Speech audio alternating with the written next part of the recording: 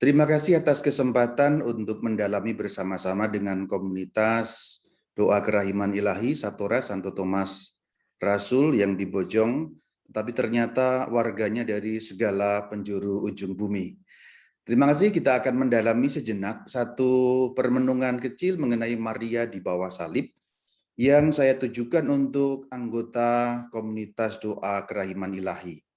Akan nyambung karena temanya juga mengenai kesengsaraan Tuhan Yesus karena ada kata di bawah salib. Tetapi juga sekaligus saya sambungkan dengan bulan Oktober karena kita tahu Oktober bulan Maria, bulan Rosario yang erat terkait dengan Bunda Maria. Maka sangat bagus dan sangat wajar kalau kita mendalami Maria yang berada di bawah salib. Pertama saya ucapkan kepada saudara-saudari semuanya, Shalom Alaikum. Kita akan lihat sejenak bagaimana Bunda Maria yang di bawah salib dengan bertolak dari satu perikop atau saya perkecil dari satu ayat di dalam Alkitab, yaitu dari Injil Yohanes pada bab yang ke-19 ayat yang ke-25. Mari kita membacanya bersama-sama. Di rumah Anda boleh membacanya bersama dengan saya.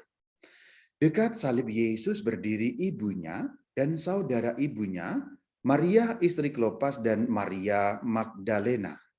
Mari perhatikan kembali Yohanes 19 ayat yang ke-25. Di dekat salib Yesus berdiri ibunya. Yang dimaksud adalah junjungan kita Yesus Kristus. Berarti ketika Sang Kristus disalibkan, Bunda Maria ada di sana. Dan setiap kali kita mengenangkan sengsara Kristus di dalam peristiwa Jumat Agung dalam liturgi gereja, selalu bacaan ini muncul di dalam Pasio. Pasti Anda semua ingat bagaimana itu dinyanyikan. Ibu, inilah anakmu, dan seterusnya. Ada lagu-lagu yang sangat menyayat hati dan lagu-lagunya notasinya begitu menyentuh hati ketika dialog antara Bunda Maria dengan Tuhan Yesus dan juga Tuhan Yesus dengan murid yang dikasih yang menurut tradisi gereja itulah Yohanes. Dari nas inilah kita akan bertolak dan memandang Bunda Maria yang ada di bawah salib. Aku ingin mengajak saudara-saudari semua untuk melihat lebih dahulu secara liturgis.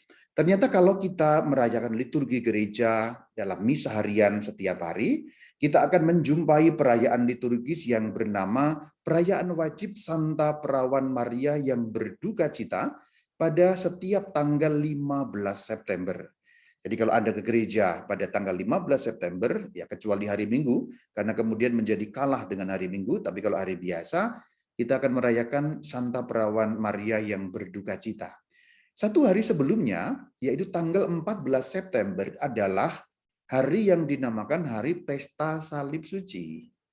Jadi 14 September Pesta Salib Suci, 15 September perayaan Santa Perawan Maria yang berduka cita. Jadi gereja mengaturnya bagus sekali, 14 salibnya yang dirayakan, Sang Kristus tentu saja, kemudian 15-nya Bunda Maria yang berduka cita itu yang dirayakan. Maka sebenarnya dengan mengatur sangat dekat antara 14 September dan 15 September, gereja mau menyatakan bahwa fokusnya ada pada salib Kristus. Sebagaimana juga kalau kita berdoa koronka, doa koronka itu ditujukan kepada Allah Bapa, maka kalimatnya Bapa yang kekal. Namun ketika kita berdoa kepada Allah Bapa, kita mempersembahkan apa? Mempersembahkan ya sengsara Yesus yang pedih. Yang kita bawa ke hadapan Bapa adalah sengsara Kristus yang pedih yang ada di kayu salib. Maka kembali kepada tema ini, gereja juga menempatkan peristiwa itu dalam satu rangkaian untuk mengingatkan bahwa ketika Sang Kristus disalibkan, bundanya juga berduka cita. Itulah kenapa ketika hari ini kita membahas Maria yang di bawah salib, sebenarnya akan berlaku adagium atau ujaran yang sangat tradisional dalam gereja Katolik, per Mariam ad Jesum. Per Mariam ad Jesum, melalui Maria sampai kepada Yesus. Seakan-akan yang kita pandang adalah Bunda Maria, seakan-akan yang kita bahas adalah fokusnya pada Bunda Maria, tetapi nanti ujungnya kita akan sampai pada Tuhan Yesus. Karena Maria yang ada di bawah salib. Juga penekanan pada liturgi gereja yang berkesinambungan seperti itu. Inilah ikon dari gereja timur yang banyak sekali digunakan oleh gereja Katolik Timur atau juga gereja-gereja Ortodoks. Bunda Maria yang berada di bawah kaki salib, yang ini gambaran dari Injil Yohanes 19 ayat 25 tadi. Sang Kristus yang disalibkan, kemudian ada dua sosok di sebelah kiri dan sebelah kanan.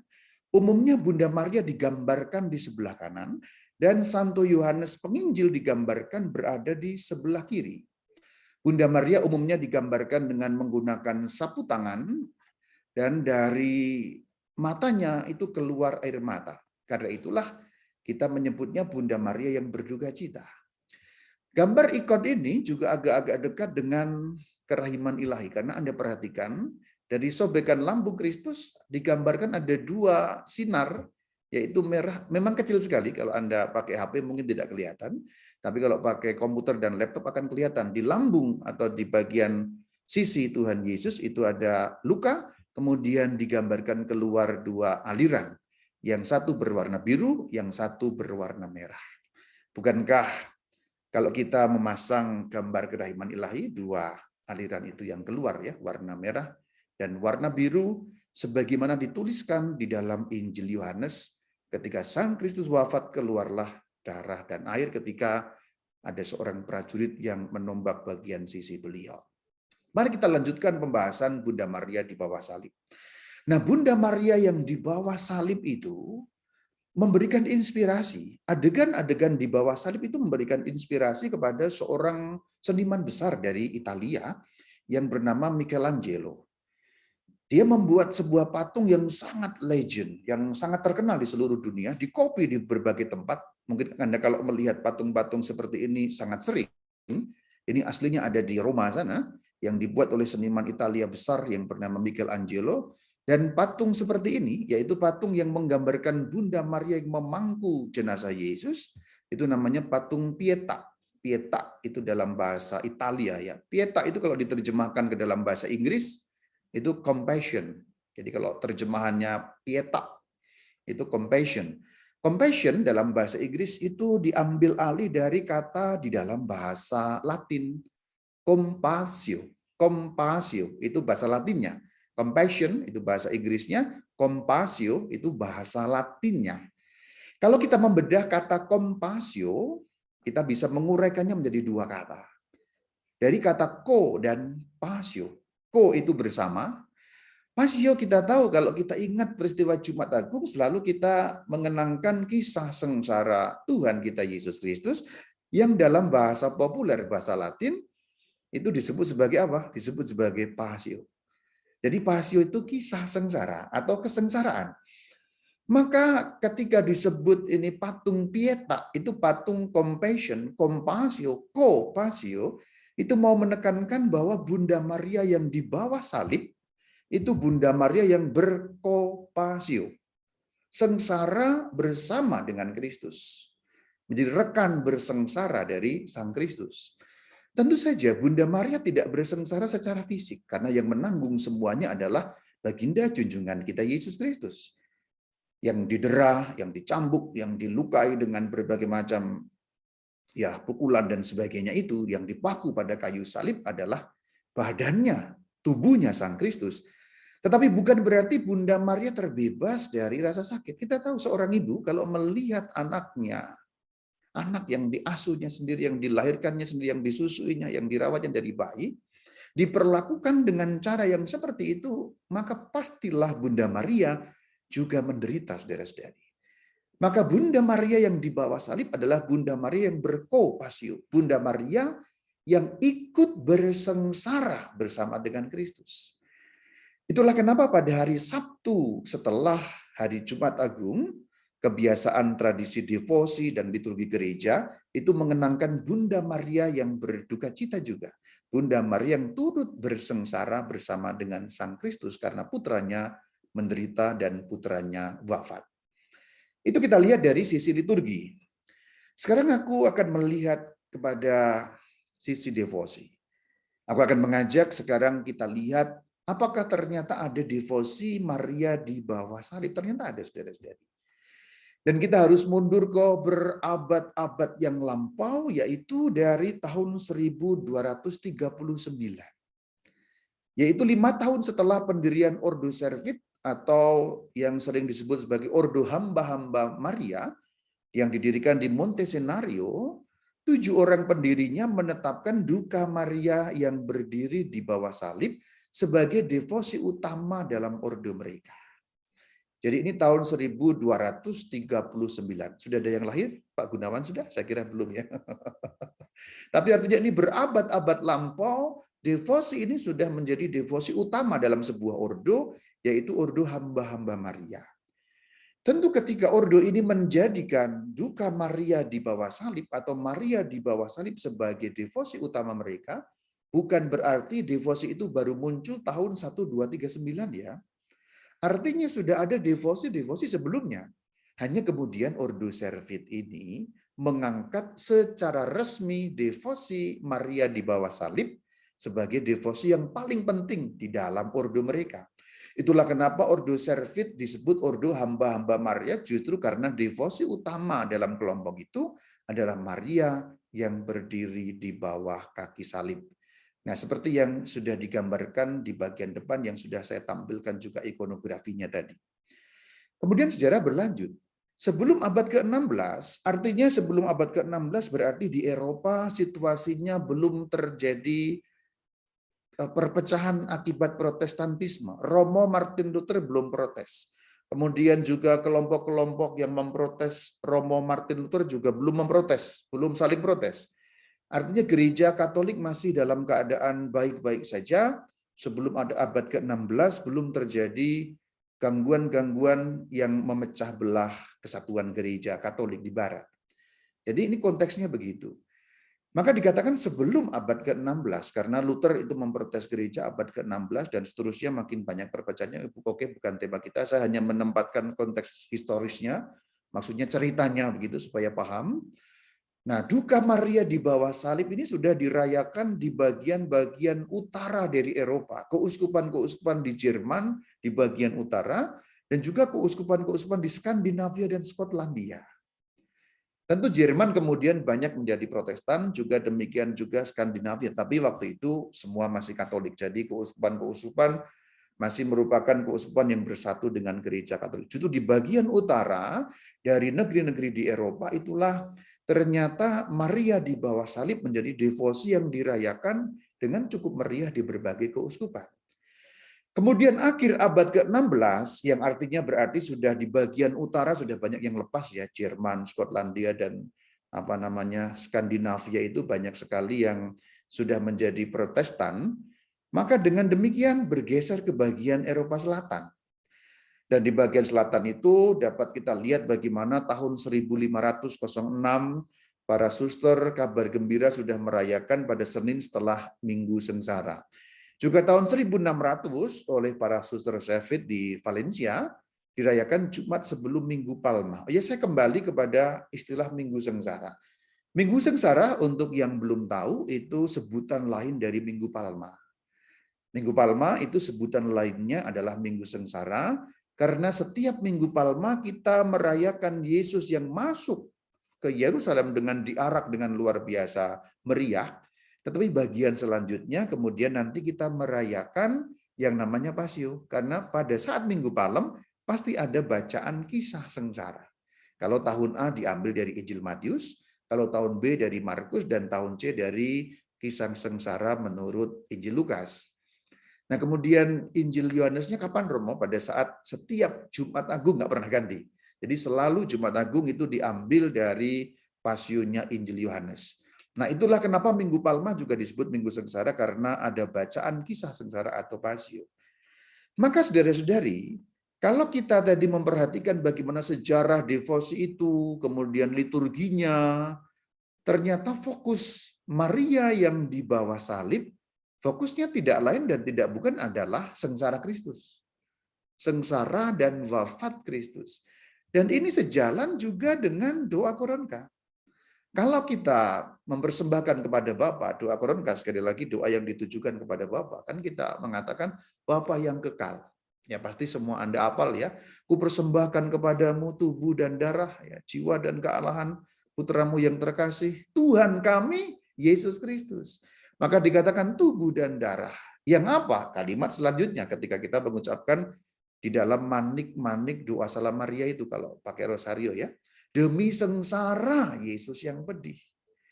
Jadi kita berdoa kepada Bapa demi sengsara Yesus yang pedih.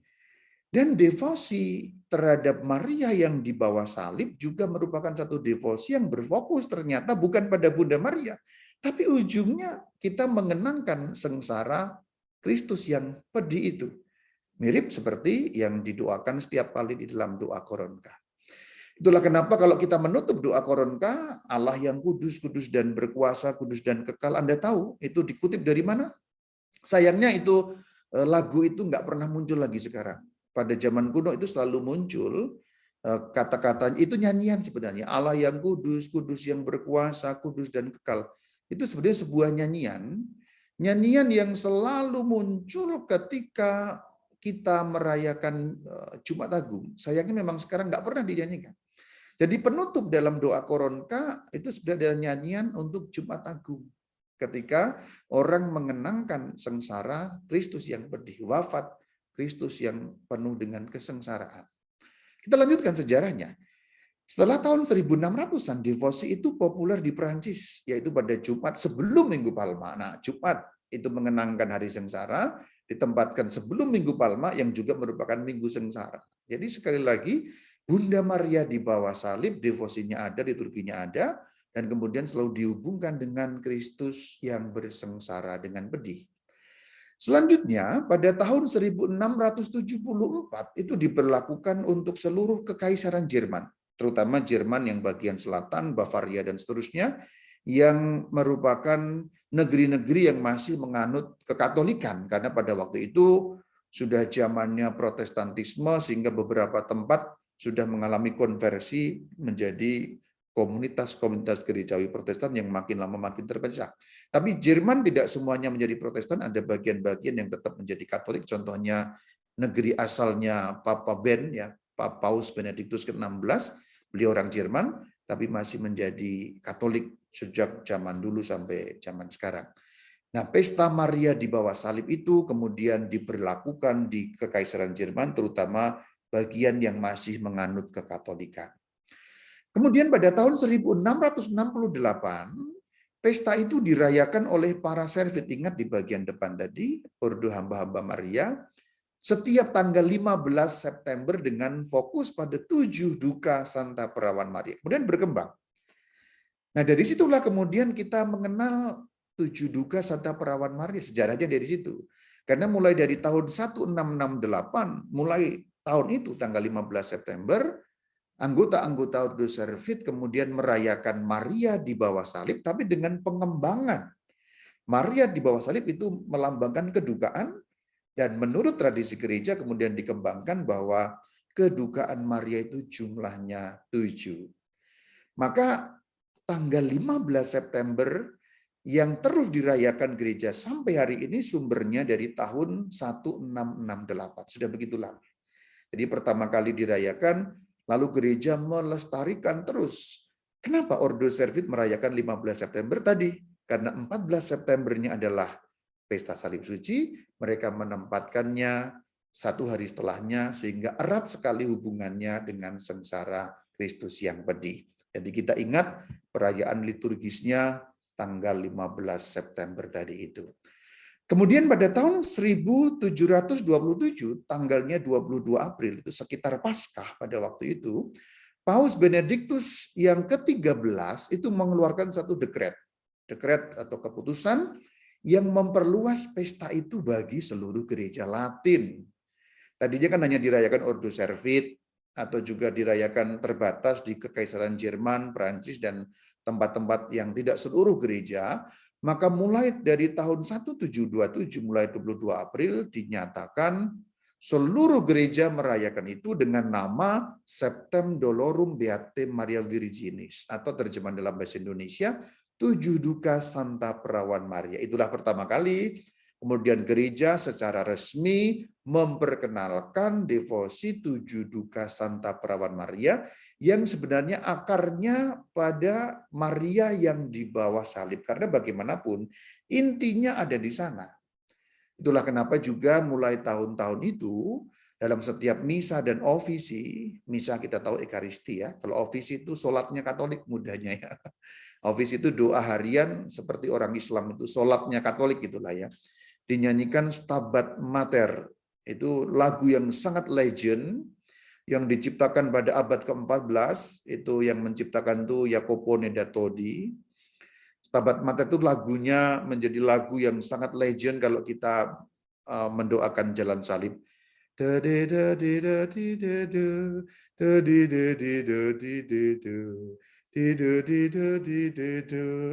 yang lagunya seperti itu. Stabat Mater Dolorosa, Juxta Crucem Lacrimosa, Dum pendebat Vilius. Itu yang kemudian menjadi lagu yang sangat legend kalau mengiringi jalan salib. Asalnya dari sini. Ketika merayakan pesta yaitu Maria di bawah salib yang dikembangkan menjadi 7 duka Santa Perawan Maria. Sekali lagi, ternyata kedukaan Bunda Maria itu tetap fokusnya pada sengsara dan wafat Yesus. Jadi kita diingatkan per Mariam ad Yesus. Maka kalau kita melihat bagaimana sejarahnya, ada 2 tanggal atau 2 tahun yang layak untuk dikutip, yaitu pada tahun 1239 itu awalnya tadi Ordo Servit itu merayakan Maria di bawah salib. Kemudian oleh Ordo Servit juga mulailah 1668 tanggalnya 15 September diperluas menjadi 7 duka Santa Perawan Maria. Jadi kalau kita lihat sejarahnya dari devosi kepada Maria di bawah salib lalu berkembang menjadi 7 duka Santa Perawan Maria. Itu juga satu devosi. Kita juga mengenal, sekarang secara tradisional kita mengenal 7 duka Santa Perawan Maria. Maka kalau kita merayakan 15 September dalam perayaan liturgis yang sudah saya sebut di depan tadi, kita juga merayakan 7 duka, tapi terutama Maria yang berada di bawah kaki salib. Demikian kurang lebih kaitannya dengan 7 duka. Maka sebagai tambahan, aku memperkenalkan saja 7 duka Maria itu seperti apa. Supaya juga nyambung Maria di bawah salib, itu fokusnya pada sengsara Kristus, lalu 7 duka secara sekilas akan aku perkenalkan seperti apa. Bahannya agak panjang, tapi aku bisa memberikannya dengan lebih singkat. 7 duka Maria dalam tradisi gereja itu pertama adalah nubuat Simeon. Nanti akan kita lihat ayat-ayat dalam Alkitabnya. Kemudian duka yang kedua itu pelarian ke Mesir. Duka yang ketiga adalah Yesus yang hilang di bait Allah. Yang keempat, berjumpa dengan Yesus pada jalan salib, yang menjadi peristiwa keempat dalam doa jalan salib. Yang kelima, itu Maria berdiri di bawah salib, yang menjadi awal mulanya tadi, yang menjadi fokus pembicaraan kita juga. Yang keenam, menerima jenazah Yesus. Dan yang ketujuh, memakamkan atau menguburkan jenazah Yesus. Inilah dalam tradisi gereja yang disebut sebagai 7 duka Santa Perawan Maria. Sebenarnya nomor 4, 5, 6, dan 7 itu satu peristiwa sebenarnya. Kalau nomor 1 itu sebenarnya bukan merupakan duka yang secara langsung, tapi merupakan landasan bagi duka-duka yang lain. Maka memang jumlahnya 7, tapi fokus peristiwanya sebenarnya hanya 3 sebenarnya ya. Nomor 2 itu dapat kita sebut sendiri, waktu Yesus bayi, kemudian harus lari ke Mesir karena ada pembunuhan dari Herodes, kemudian waktu Yesus umur 12 tahun, lalu 4, 5, 6, 7, ada 4 nomor itu yang bisa kita rangkum dalam satu peristiwa ketika Yesus berumur 33 tahun, yaitu peristiwa seputar sengsara Yesus dan wafat Yesus. Tapi memang gereja menghitungnya 7 begitu. Ya, itu sudah menjadi tradisional, maka kita mengikuti hitungan 7 duka seperti itu. Yang pertama kita akan lihat bagaimana nubuat Simeon. Kalau kita melihat Injil Lukas 2 ayat 35, disitulah nubuat Simeon disampaikan. Kelak suatu pedang akan menembus jiwamu sendiri. Yang dimaksud adalah jiwa Bunda Maria. Tentu yang dimaksud dengan nubuat ini bukan nubuat secara harafiah. Tentu karena tidak pernah ada pedang yang menembus Bunda Maria ya. Tapi ini pedang dalam arti kepedihan, kesedihan. Orang kalau ditusuk pedang, ditembus pedang kan namanya sakit ya. Itu gambaran, kiasan, metafor bagaimana Bunda Maria hidupnya nanti akan mengalami berbagai macam kepedihan juga. Itulah kenapa dalam ikon-ikon suci sering digambarkan seperti ini ya. Silakan Anda lihat gambar ya Bunda Maria, kemudian ada pedang-pedang yang menusuk kepada hati atau pada jantung atau pada dada beliau. Atau Anda juga bisa melihat di bagian belakang dari background itu, Anda boleh melihat itu lebih serem lagi ya. Kalau yang gambar saya tunjukkan ikonografi tadi tidak terlalu serem, yang ini ya, ini biasa saja. Tapi Anda silakan lihat background yang bagian belakang, yang belakang saya ya, di sana itu ya, belakang saya itu ya. Lihat belakang saya sana. Itu ada Bunda Maria yang benar-benar kemudian jantungnya atau hatinya ditusuk dengan 7 pedang. Ini lebih serem yang di bagian belakang itu. Nah, itu penggambaran 7 duka Santa Perawan Maria yang akarnya dari Maria di bawah salib. Teks lengkapnya ada di Lukas 2 ayat 21 sampai 35. Kita bisa melihatnya. Itu cerita ketika Yesus 8 hari, kita baca saja Lukas 2 ayat 21. Ketika genap 8 hari dan ia harus disunatkan, ia diberi nama Yesus, yaitu nama yang disebut oleh malaikat sebelum ia dikandung ibunya. Lalu ketika tiba waktu penyucian menurut hukum Musa, mereka membawa dia ke Yerusalem untuk menyerahkannya kepada Tuhan. Seperti ada tertulis dalam hukum Tuhan, semua anak laki-laki sulung harus dikuduskan bagi Allah. Dan untuk mempersembahkan kurban menurut apa yang difirmankan dalam hukum Tuhan, yaitu sepasang burung tekukur atau 2 ekor anak burung merpati. Adalah di Yerusalem seorang bernama Simeon. Nah, ini nanti yang mengucapkan. Ia seorang yang benar dan saleh, orang benar, orang saleh, yang menantikan penghiburan bagi Israel dan Roh Kudus ada di atasnya. Orang yang dikaruniai karunia Roh Kudus juga. Kepadanya telah dinyatakan oleh Roh Kudus ada suatu nubuat. Ia tidak akan mati sebelum ia melihat Mesias, yaitu dia yang diurapi Tuhan. Tentulah Tuhan kita Yesus Kristus. Ia datang ke bait Allah oleh Roh Kudus, karena dorongan Roh Kudus. Ketika Yesus anak itu dibawa masuk oleh orang tuanya untuk melakukan apa yang ditentukan hukum Taurat, ia menyambut anak itu dan menggendongnya sambil memuji Allah, katanya. Lalu seterusnya ada perkataan Simeon, langsung sambut kita ayat 34. Lalu Simeon memberkati mereka dan berkata kepada Maria ibu anak itu, sesungguhnya anak ini, Yesus maksudnya, ditentukan untuk menjatuhkan dan membangkitkan banyak orang di Israel. Kemudian nyambung kepada kalimat untuk Bunda Maria sendiri pada ayat 35. Suatu pedang akan menembus jiwamu sendiri. Itu menjadi landasan bagaimana ketujuh duka itu sudah digambarkan sejak awal mula. Sudah dinubuatkan sejak awal mula, yaitu ketika Yesus Kristus berumur 8 hari. Jadi Simeon sudah melihat bagaimana nanti Bunda Maria di belakang, yaitu pada akhir-akhir kehidupan Tuhan Yesus akan mengalami jiwa yang bagaikan ditembus pedang kepedihan.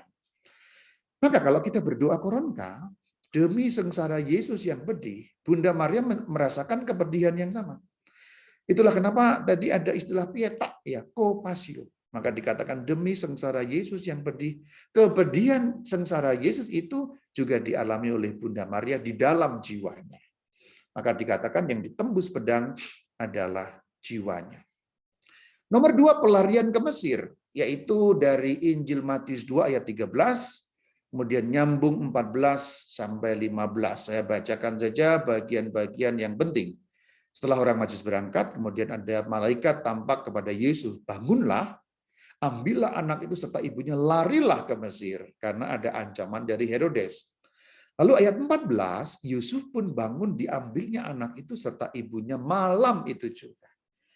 Ini tentu kepedihan yang mendalam, kegembiraan anak yang lahir, itu langsung disusul dengan ancaman pembunuhan dan malam-malam harus lari dari kejaran pembunuhan. Betapa sedih kalau Anda seorang ibu yang seperti itu, pasti Anda juga mengalami kesedihan. Oke, itu yang kedua. Yang ketiga, bagaimana Yesus hilang di bait Allah pada umur 12 tahun.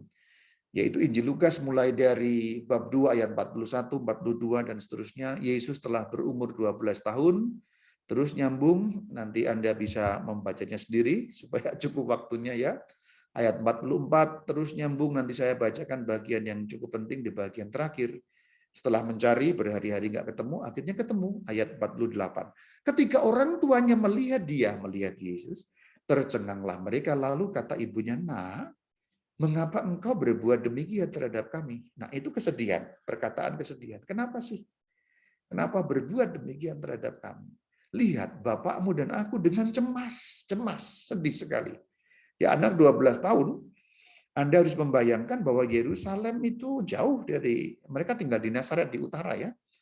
Dengan mobil saja sekarang berjam-jam, tapi pada waktu itu ya 3 hari ditempuh ya. Karena perjalanan dengan jalan kaki dan melewati tempat-tempat yang tidak mudah.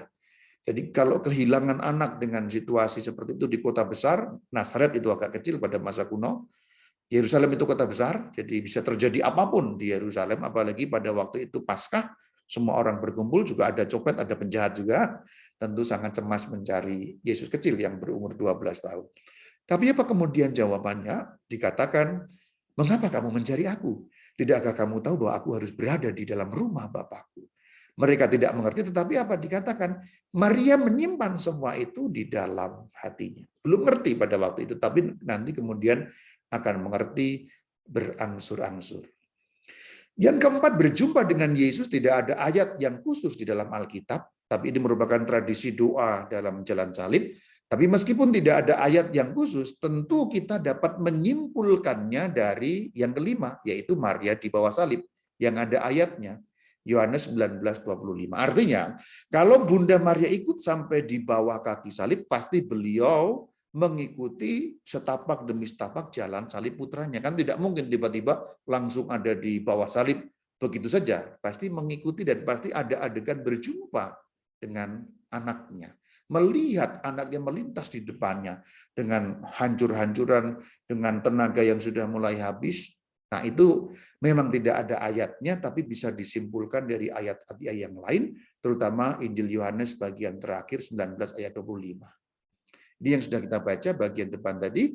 Ketika Yesus melihat ibunya dan murid yang dikasihinya, berkatalah ia kepada ibunya, "Ibu, inilah anakmu."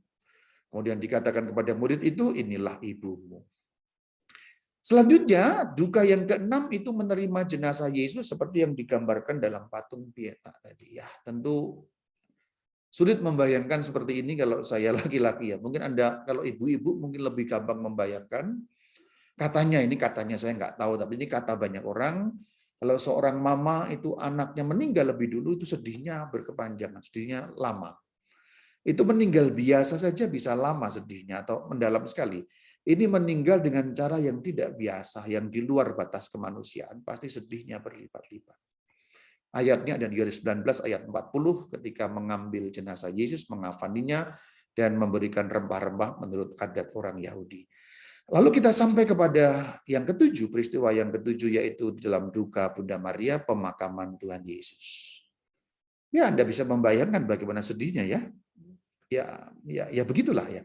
Itulah kenapa saya tadi menyebut co-pasio. Ayatnya Yohanes 19 ayat yang ke-91. Oke, bagian terakhir relevansinya apa ngomong ini semua? Saya mau menyampaikan 3 hal yang dapat kita renungkan untuk relevansi, artinya nyambungnya kepada kita itu apa sih? Kita sudah melihat 7 duka Bunda Maria yang akarnya dari devosi Bunda Maria yang di bawah salib, dari Yohanes 19 ayat 25. Nyambungnya apa kita ngomongin seperti ini? Tentu nyambungnya dengan komunitas doa kerahiman ilahi. Ya. Demi sengsara Yesus yang pedih. Bunda Maria pun mengalami yang demikian. Namun kalau untuk kita masing-masing ada 3 hal yang saya tawarkan, yaitu setia sampai akhir, yang kedua tabah di dalam penderitaan, dan yang ketiga salib sebagai sumber kekuatan. Itu semua dipertontonkan atau ditunjukkan atau diteladankan, dicontohkan oleh Bunda Maria yang di bawah salib, yaitu setia sampai akhir, tabah di dalam penderitaan, dan memandang salib sebagai sumber kekuatan. Kita bahas yang pertama. Sebagaimana Bunda Maria yang kemudian terus mengikuti Yesus putranya, bahkan sampai pada akhir di bawah salib, demikian juga dengan Santo Yohanes Penginjil, kita pun sebagai murid Kristus diajak untuk seperti Bunda Maria yang bersama dengan Yohanes Penginjil yang setia sampai pada akhir. Setia terus. Meskipun harus melihat banyak hal yang tidak menyenangkan, penderitaan dan sebagainya, tapi seperti Bunda Maria, kita diajak untuk setia dalam iman kepada Yesus Kristus sampai pada kesudahannya. Seperti yang dikatakan dalam Kitab Wahyu pada bab yang kedua ayat yang ke-10. Hendaknya engkau setia sampai mati, sampai akhir, sampai pada kesudahannya. Dan aku, Yesus Tuhan, akan mengaruniakan kepadamu mahkota kehidupan. Yang kedua, tabah dalam penderitaan. Kita sudah lihat, jiwa Bunda Maria ditusuk pedang. Nah, itulah kenapa jiwa Bunda Maria pasti ada dalam penderitaan yang dahsyat. Dan kalau kita melihat hidup kita, sekeliling kita, atau mungkin hidup kita sendiri juga penuh dengan penderitaan. Kalau kita mau jujur, hidup kita ini banyak penderitaannya, banyak betul. Banyak betul.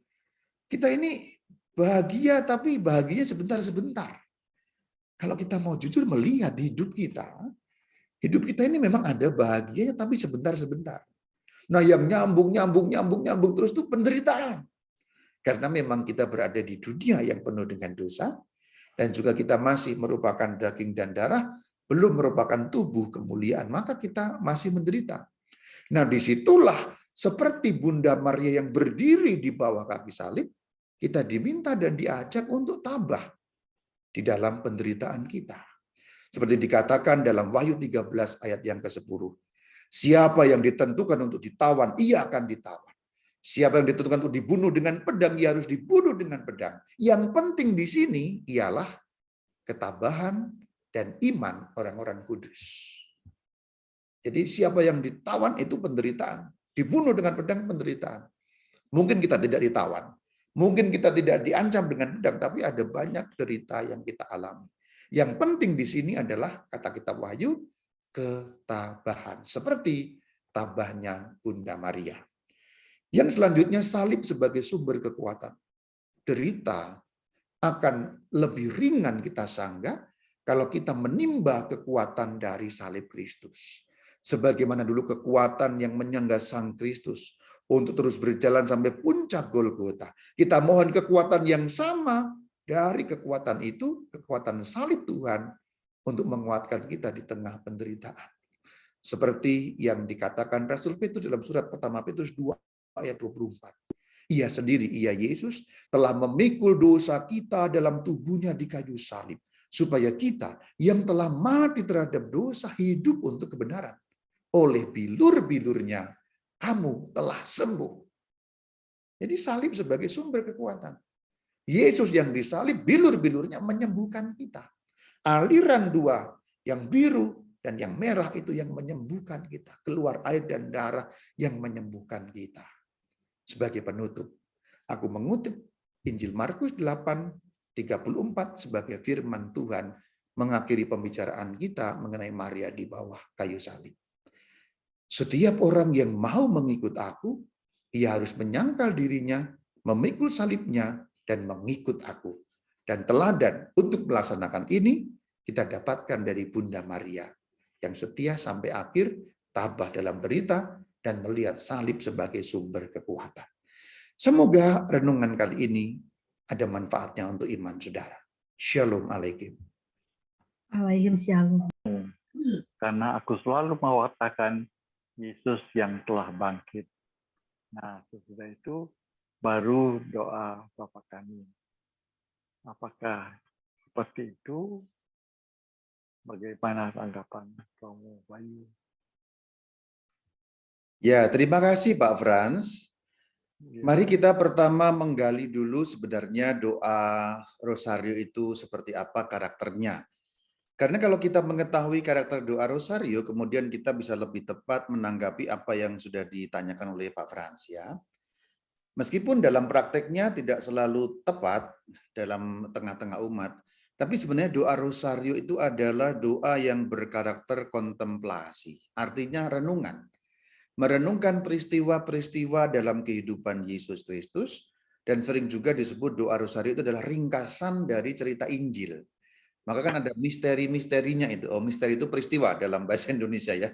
Latinnya misteri, misterium ya. Ada peristiwa setiap kali kan 5 ya yang terbagi menjadi gembira, mulia dan seterusnya sampai ada cahaya sedih juga ya. Nah, sebenarnya doa Rosario itu adalah doa kontemplasi, doa merenungkan peristiwa-peristiwa kehidupan Tuhan Yesus, dan ada 2 yang peristiwa mulia terkait dengan Bunda Maria. Maka praktek yang dijalankan seperti itu tadi ya boleh, bagus. Karena membantu perenungan di dalam peristiwa-peristiwa kehidupan Tuhan Yesus. Bahkan justru di dalam buku kitab yang bernama Direktorium Kesalehan Umat malah disarankan bahwa setiap kali mendoakan doa rosario, kemudian diucapkan misterinya atau peristiwanya, lalu ada satu renungan kecil yang berasal dari Alkitab. Umpamanya tadi itu ya, Yesus bangkit. Nah, ada banyak ayat yang menceritakan tentang Yesus bangkit, dibacakan 1-2 ayat yang terkait dengan itu. Ya boleh dari surat Rasul Paulus, dari Injil juga boleh. Nah, kita bisa membuka dari kitab suci bagaimana peristiwa-peristiwa mengenai kebangkitan Tuhan Yesus. Maka yang seperti itu boleh, malah disarankan oleh Direktorium Kesalehan Umat. Meskipun ya Pak Frans ya, sejujurnya yang seperti itu belum tentu disukai umat. Ya, Ya, ini persoalan lain. Kadang kalau di tengah umat kebanyakan, karakter doa rosario yang sebagai karakter kontemplasi, lalu agak-agak sedikit melenceng gitu tengah umat nih. Lalu karakternya menjadi doa permohonan gitu. Jadi kayak oh, untuk ya kalau minta sesuatu pokoknya rosario sering-sering nanti Tuhan semoga mengabulkan. Apakah salah? Tentu tidak salah karena ini devosi ya, devosi. Hanya memang agak-agak akhir-akhir ini agak-agak sedikit-sedikit karakternya agak-agak berubah di tengah umat. Jadi karakter merenungkannya jadi agak-agak kurang, lalu karakter atau sifat yang memohonnya jadi agak banyak. Maka kalau doa rosario biasanya lalu ada setelah peristiwa disambung permohonan. Nah, ini yang tidak disarankan ya, tidak disarankan. Justru malah tidak tepat. Maka kalau ada yang praktek seperti itu, tolong dihentikan. Loh berarti nggak boleh ada intensi doa ya, Rama ya? Boleh. Tapi nanti selesai dulu doa rosarionya itu disambung baru rosario ini kami persembahkan untuk mendoakan ini. Kadang-kadang kan praktek yang berjalan, misalnya baru peristiwa pertama langsung diucapkan, langsung peristiwa pertama untuk mendoakan berpanjang sampai 30 panjang banget gitu. Nah, itu menjadi agak melenceng. Nah, kalau ini saya memberikan saran kalau bagian ini. Kalau ada yang praktek seperti itu tolong dihentikan. Karena merusak karakter perenungan. Jadi bukan berarti tidak boleh tapi nanti ya di belakang atau di depan kayak tadi ini ya kita doa koronda kan tidak diselipi macam-macam ya. Sama kayak tadi ini prakteknya bagus. Di depan itu intensi kita ini baru doa rosario atau juga rosario dulu baru nanti Tuhan kami mendoakan ini intensi yang seperti yang tadi disampaikan. Demikian tanggapan saya berbasis pada dokumen gereja yang bernama Direktorium Ulah Kesalehan Umat dan Liturgi. terima kasih Romo Bayu. Boleh bertanya, Ibu? Saya Reni. Ibu Sabina. Halo. Ya, silakan Ibu. Ibu saya Ibu Reni. Ya, Kalau saya Bu Sabina. Oke Bu Sabina dulu ya Bu Reni. Oke, siap. Ya, Ya. terima kasih. Terima kasih. Maaf saya Opkem. Terima kasih Romo. Terima kasih banyak Bapak Ibu. Tadi Romo menjelaskan tentang doa rosario. Yang saya tanya, apakah kalau kita berdoa rosario itu kita wajib mengucapkan renungan singkat dari ayat-ayat kitab suci, misalnya peristiwa terang yang pertama. Kita ucapkan Yesus dibaptis di Sungai Yordan. Nah, setelah itu Romo kan ada renungan sesudah dibaptis Yesus segera keluar dari air dan seterusnya. Apakah ini kita sebaiknya, kalau tidak bisa dikatakan harus, apakah ini sebaiknya selalu kita sertakan setiap kita berdoa rosario di semua peristiwa? Terima kasih Romo. Terima kasih. Kalau kita kembali pada karakter rosario yang merenungkan peristiwa Tuhan Yesus, maka itu sifatnya memang tidak wajib, tidak ada kewajiban dalam devosi, karena devosi selalu sifatnya tidak ada yang wajib ya, tapi sifatnya berarti disarankan atau dianjurkan ada Baik. renungannya. Meskipun memang kalau tidak ada juga tidak apa-apa, terutama kalau doa pribadi. Kalau doa pribadi saya malah hampir tidak pernah membaca teks kitab suci, tapi saya membayangkan peristiwanya. Itu kontemplasi juga namanya. Jadi umpamanya peristiwa yang Ibu sebutkan tadi apa tadi, Yesus dibaptis ya. Ya, Yesus dibaptis, saya bayangkan peristiwanya sebentar, baru kemudian saya mulai. Atau ketika peristiwa mulia ya, Bunda Maria diangkat ke surga gitu ya, saya bayangkan peristiwanya. Peristiwa Bunda Maria diangkat ke surga. Saya membayangkan, diam lalu membayangkan. Terutama kalau doa pribadi, kalau doa bersama kan sulit ya, malah mengganggu nanti. Mari kita membayangkan, nanti malah pikirannya kemana-mana kalau bersama-sama. Tapi kalau doa pribadi, saya membayangkan itu pun sudah menjadi juga renungan. Jadi sebenarnya teks Alkitab membantu. Sifatnya bagus kalau dibaca. Begitu, Bu. Baik, Pastor. Terima kasih. Ya, semoga Terima kasih. menjawab ya Ibu Sabina. Selanjutnya Iya. Ibu yang tadi ingin bertanya, saya Saya persilakan. Bu Reni Ya, dari silakan. Cilandak. Selamat malam Romo. Kalau tidak salah dengar, tadi Romo menjelaskan bahwa dari lambung Yesus itu keluar 2 sinar berwarna merah dan biru. Sedangkan di dalam buku BHSF 299, warnanya itu adalah merah dan pucat. Gimana Romo? Apa memang dalam Injil itu merah dan biru? Kalau di BHSF merah dan pucat, Romo. Terima kasih. Jadi warnanya sebenarnya apa ini? Harus kita teliti ya. Iya Romo, betul Romo. Jangan sampai warnanya salah nanti ya. Nah, warnanya tidak ada dalam Alkitab, Ibu. Dalam Alkitab hanya dikatakan bahwa ketika ditusuk itu keluar darah dan air. Jadi warna itu untuk menggambarkan darah dan air saja. Air ya umumnya kita bisa menggambarkan dengan warna biru ya. Darah ya pasti merah kalau darah ya. Maka sering digambarkan warna merah dan biru karena yang satu darah, yang satu air. Tapi juga mungkin ada yang menggambarkan, nah, air kan nggak biru ya, memang air nggak biru sebenarnya. Ya kita boleh berdebat mengenai itu ya. Air itu kan sebenarnya bening ya, ya bagaimana menggambar bening ya? Itu kan untuk membantu imajinasi kita saja sebenarnya ya. Ya, bahkan kalau kita menggambar agak pucat atau agak krem apa ya boleh, yang penting kan yang dimaksudkan ya, bukan warnanya gitu ya. Bahkan kalau kita sedikit menyimpang tapi ada kaitannya. Ketika dulu Santa Faustina diminta untuk membuat gambar kerahiman ilahi itu kan Santa Faustina merasa gambar ini terlalu jelek. Berkali-kali dia bilang begitu kan, gambar itu terlalu jelek, tidak menggambarkan kerahiman ilahi. Nah, tentu saja itu semua gambar, ikon, patung ini membantu menggambarkan, maka tidak usah perlu dipermasalahkan warna yang aslinya apa ya. Yang umum ya merah agak biru, kalau merah sama peach juga boleh, merah sama agak-agak putih ya boleh. Yang penting kita tahu itu maksudnya darah dan air yang keluar dari tubuh Tuhan Yesus. Demikian. Terima kasih Romo penjelasannya. Terima kasih Bu Yeni. Sama Ibu, terima kasih. Selanjutnya saya persilakan Pak Thomas ya. Silakan Pak Thomas. Ya. Soekarno.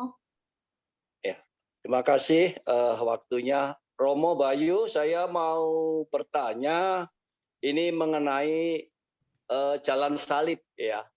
Dari peristiwa-peristiwa itu yang tidak saya pahami dasar alkitabiahnya, yaitu perhentian ke-6. Yaitu wajah Yesus diusap oleh Veronika. Nah itu dasar Alkitabnya itu dari mana itu Romo? Dan Veronika itu Veronika siapa yang dimaksudkan di sini di jalan salib yang perhentian ke-6 ini? Terima kasih Romo, itu baik, pertanyaan terima kasih. saya. Dari Bapak Thomas ya, Pak Thomas ya. Ya. Terima kasih. Tapi sebelumnya saya tadi kembali ke soal tadi memberi ayatnya ya. Tadi Saya lupa menyampaikan, tapi ayatnya sudah ada. Yang soal darah dan air tadi, Ibu dapat membuka Yohanes 19 ya. Yohanes 19 ayat 34, saya bacakan ya. Tetapi seorang dari antara prajurit itu menikam lambungnya dengan tombak, dan segera mengalir keluar darah dan air. Jadi Alkitab tidak menyebut darah yang warnanya merah dan air yang warnanya biru, itu enggak ada. Pokoknya ayatnya itu ya Yohanes 19:34. Hanya saya menjelaskan yang tadi untuk nambahin aja dasar ayatnya ya. Oke, Lalu sekarang makasih, kepada Romo. Pak Thomas. Sekarang kepada Pak Thomas Sebentar, ya. Romo. Karena di BHSF 299, nomor 299 itu jelas merah dan pucat. Merah melambangkan apa, pucat melambangkan apa gitu, Romo. Iya, itu penafsiran. Artinya ya itu penafsiran, artinya itu tidak mutlak sebenarnya ya. Gitu. Ya, karena itu penafsiran. Karena Alkitab tidak mengatakan warnanya, gitu saja ya. Oke, Jadi kita makasih, tidak Romo. usah berdebat mengenai warna Ya, pucat atau biru gitu ya. Ya, oke, makasih. Itu penafsiran harus kita tempatkan dengan bijak. Kembali kepada Bapak Thomas ya. Tadi ditanyakan mengenai peristiwa yang Veronica itu ya. Itu apa sebenarnya? Kalau kita melihat Alkitab memang tidak ada ayatnya, Pak. Cerita mengenai Veronica ada di dalam tradisi suci gereja yang kemudian diteruskan dari zaman ke zaman lalu menjadi ya dimasukkan di dalam peristiwa Jalan Salib. Lalu sebenarnya siapa Veronica ini? Nah, ini saya jelaskan dulu arti kata Veronica. Ketika ada seorang perempuan yang maju, ya perempuan yang maju kemudian membasuh atau mengelap wajah Yesus dengan kain, kemudian perempuan itu mendapatkan hadiah apa? Yaitu cetakan wajah Yesus ya, yang tercetak pada kain ya. Gampangnya seperti mendapatkan klise foto kalau zaman dulu kan. Ini kan semua kayaknya dari zaman dulu ya, masih tahu klise foto ya. Itu ya. Jadi ada cetakan wajah Tuhan Yesus di dalam kain itu. Nah, di dalam bahasa Latin Veronica itu dapat diuraikan demikian. Veronica, vero dari kata vera itu artinya sejati atau benar-benar. Lalu Nika itu pembalikan dari ikona, ikon itu gambar. Jadi Veronica itu artinya vera ikona, gambar yang benar-benar. Yang dimaksud adalah gambar wajahnya Tuhan Yesus yang benar-benar tercetak pada kain yang dibawa seorang perempuan itu. Jadi sebenarnya Veronica bukan sebuah nama, tapi suatu gelar. Karena itu orang banyak dan nggak tahu perempuan yang maju itu namanya siapa gitu. Karena begitu saja dia maju dari kerumunan ibu-ibu yang waktu itu juga ada yang nangis, ada yang segala macam itu ya. Dan orang tidak tahu. Tapi orang tahu peristiwanya bahwa waktu itu ada perempuan yang maju mengelap wajah Yesus lalu mendapatkan gambar yang benar-benar dari wajah Tuhan Yesus. Lalu vera ikona, Veronica. Lalu lama-lama si ibu yang tidak diketahui namanya atau perempuan yang tidak diketahui namanya itu disebut dengan gelarnya, yaitu perempuan vera ikona, perempuan yang mendapatkan gambar dari wajah baginda junjungan kita Yesus Kristus. Maka kalau kita memahami Veronica harus kepada arah yang seperti itu. Jadi Veronica itu nama aslinya siapa? Romo nggak tahu, nggak ada yang tahu juga. Nggak ada, betul-betul nggak ada yang tahu itu. Jadi sebenarnya kalau ada Anda yang bernama baptis Veronica, bukan berarti nggak ada orangnya, ada ya, ada, tapi itu gelar. Kalau nama aslinya kita nggak tahu ya. Jadi vera benar, ikona itu gambar ya, gambar yang benar. Jadi demikian kurang lebih jawabannya. Tadi satu tradisi suci, yang perempuan yang mendapat gelar. Lalu saya tambahkan. Gelar yang menjadi nama itu kan cukup sering di dalam Alkitab juga. Contohnya Petrus itu bukan nama ya. Petrus itu bukan nama loh ya. Namanya siapa? Namanya adalah Simon. Bartolomeus juga bukan nama. Namanya siapa? Nathanael. Jadi dalam Alkitab hal-hal seperti itu tuh sering ya. Kemudian Israel itu juga bukan nama ya. Nama aslinya adalah Yakov atau Yakub. Ya, jadi hal seperti itu biasa dalam tradisi Alkitab dan tradisi Katolik, maka juga diteruskan. Jadi kalau kita memahami siapa Veronica, yes, pokoknya perempuan yang maju dengan berani berbelas kasih kepada Tuhan Yesus, lalu mendapatkan vera ikona, gambar yang benar dari wajah Tuhan Yesus. Demikian. Terima kasih Romo. Terima kasih Romo untuk jawabannya yang sangat jelas ya. Semoga menjawab ya Pak Thomas. Selanjutnya Ya, saya lihat di pasti. kolom chat ada yang bertanya Romo. Romo mau tanya, kalau kita berdoa di patung Pieta, kita berdoa ke Bunda Maria apa kepada Tuhan Yesus? Oh ya, menarik sekali ya. Jadi kalau Pieta itu kan gambarnya ada dua soalnya ya. Ada Bunda Maria, ada Tuhan Yesus. Inilah asiknya orang Katolik. Jadi bisa berdoa kepada bebas kepada siapapun. Anda berdoa kepada Tuhan Yesus ya boleh. Anda berdoa kepada Bunda Maria yang sebenarnya artinya adalah berdoa kepada Tuhan Yesus bersama dengan Bunda Maria. Jadi ujung-ujungnya selalu Yesus ya. Ingat, per Mariam ad Yesum. Jadi langsung ke Tuhan Yesus ya boleh. Kepada Bunda Maria ya boleh, karena kalau kepada Bunda Maria konsepnya harus kita betulkan, yaitu bersama dengan Bunda Maria berdoa kepada Tuhan Yesus. Kalau ditanya, kalau Romo pilih yang mana? Saya pilih berdoa kepada Bunda Maria. Karena lalu menjadi ada dua orang yang berdoa kepada Tuhan Yesus. Gitu. Itulah keuntungannya gereja Katolik.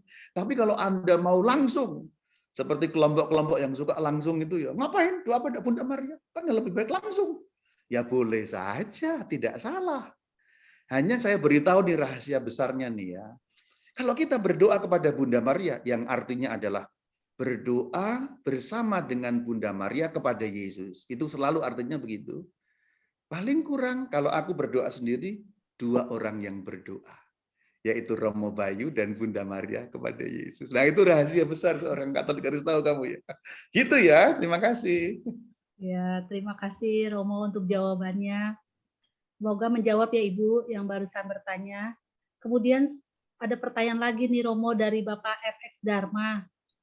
Mohon izin bertanya Romo Bayu. Di dalam Markus bab 8 ayat 34, setiap orang yang mau mengikuti Yesus, ia harus menyangkal diri. Mohon penjelasan Romo tentang menyangkal diri. Terima kasih. Ya, menyangkal diri itu artinya ada dua. Yang pertama ajari kontra, yaitu tidak memanjakan diri untuk hal-hal yang tidak perlu. Atau bahasa gampangnya, kalau sesuatu menjauhkan kita dari Tuhan Yesus, jangan dikenakan pada diri kita. Nonton drama Korea bagus enggak? Ya bagus juga, menjadi hiburan. Tapi kalau nonton drama Korea berlarut-larut sampai lupa koronka, lupa rosario yang sudah diniatkan, menyangkal diri kita berarti apa? Kita berhenti nonton drakornya. Atau kalau mau pengen terus, 2 episode, kita nonton 1 episode, menyangkal diri. Nah itu arti yang pertama. Arti yang kedua lebih dalam sebenarnya, konsep-konsep yang salah mengenai Tuhan. Karena tapi ini panjang lebar lah ya. Ini nggak usah lah, yang satu itu tadi saja ya artinya ya. Karena ya saya jelaskan singkat saja. Dulu para murid itu salah memahami Tuhan Yesus. Kemesiasan bagi para murid itu Mesias yang menang. Itu. Padahal Yesus Mesias yang menebus, yang mengorbankan diri. Jadi menyangkal diri adalah menghapus konsep-konsep yang keliru tentang siapa itu Tuhan kita. Itu kalau dielaborasi, dijelaskan lebih dalam, bisa menjadi renungan tersendiri, tapi cukuplah tadi yang contoh dengan drama Korea tadi itu cukup jelas lah ya maksudnya ya. Kira-kira begitu. Terima kasih. Baik, terima kasih Romo Bayu. Semoga menjawab ya Bapak FX Dharma atas pertanyaannya tadi yang Romo Bayu sudah menjawab dengan sangat jelas. Ibu Bapak, mungkin ada yang ingin bertanya lagi, saya persilahkan. Atau kalau mau langsung bertanya, raise hand, silakan.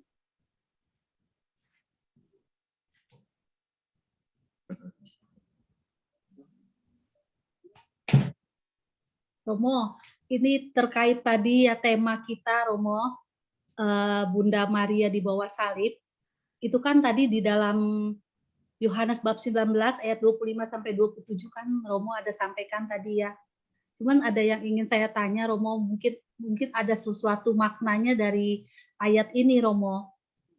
Maksud Yesus mengatakan bahwa ketika Yesus melihat ibunya dan murid yang dikasihnya itu di sampingnya, berkatalah ia kepada ibunya, "Ibu, inilah anakmu." Kemudian katanya lagi kepada murid-muridnya, "Inilah ibumu." Dan sejak saat itu murid itu menerima dia di dalam rumahnya. Romo, yang ingin saya tanyakan dari ayat yang 26 dan 27 ini, Romo, apa maksud Yesus dengan perkataannya itu kepada Bunda Maria, ibunya, dan kepada Yohanes gitu? Apakah itu mewakili, Yohanes itu juga mewakili kita-kita sebagai gerejanya, dan Bunda Maria itu diserahkan oleh Yesus kepada kita supaya kita juga menghormatinya gitu sebagai bunda kita? Saya mohon penjelasan Romo, boleh ya Romo? Terima kasih. Baik, terima kasih. Ayo kita baca sebentar supaya lebih jelas lagi ya. Yohanes 19 yang ada kitab suci, kemudian ayatnya 25, 26, 27 ya. Kita fokus langsung 26 saja ya. Ketika Yesus melihat ibunya dan murid yang dikasihinya, dikasih oleh Yesus. Nah, ini memang Yohanes sebenarnya karena dia sendiri yang menulis itu. Tetapi Yohanes sengaja menggunakan teknik menulis tanpa menyebut namanya. Supaya setiap orang yang menjadi murid Kristus yang pasti dikasihi oleh Tuhan Yesus bisa menempatkan diri dalam peristiwa itu. Artinya, Injil kan berlaku abadi. Injil bukan hanya berlaku 2000 tahun lalu, tapi Injil juga bermakna untuk setiap orang dari segala zaman. Maka murid yang dikasihinya di situ itu bisa Bayu, bisa Ibu Yeni, bisa Pak Thomas, bisa Ibu Maria, bisa Pak Gunawan, dan siapa saja dari kita. Dan itulah kenapa Yesus Tuhan kita menginginkan ibunya ibu kita. Itulah anugerah besar untuk umat manusia, yaitu Tuhan Yesus memberikan bundanya. Maka dikatakan sejak saat itu murid itu menerima dia di dalam rumahnya. Lalu pertanyaannya, kamu muridnya Yesus bukan? Muridnya. Udah terima Bunda Maria di dalam rumahmu belum? Belum. Nah, berarti kamu nggak melaksanakan firman Yesus ya. Nah, gitu. Kalau kamu murid Yesus bukan? Murid Yesus. Udah terima Bunda Maria di rumahmu belum? Sudah. Wah, kamu murid yang mengikuti wasiat terakhir Tuhan Yesus. Jadi betul, justru Yohanes sengaja tidak menulis namanya, tapi mengatakan murid yang dikasihi Yesus. Karena kita semua adalah murid yang dikasihi Yesus. Demikian. Baik. Terima kasih banyak Romo untuk jawabannya dan juga penjelasannya. Romo, sepertinya sudah tidak ada yang lagi yang bertanya. Kita akan masuk ke sesi selanjutnya ya Romo.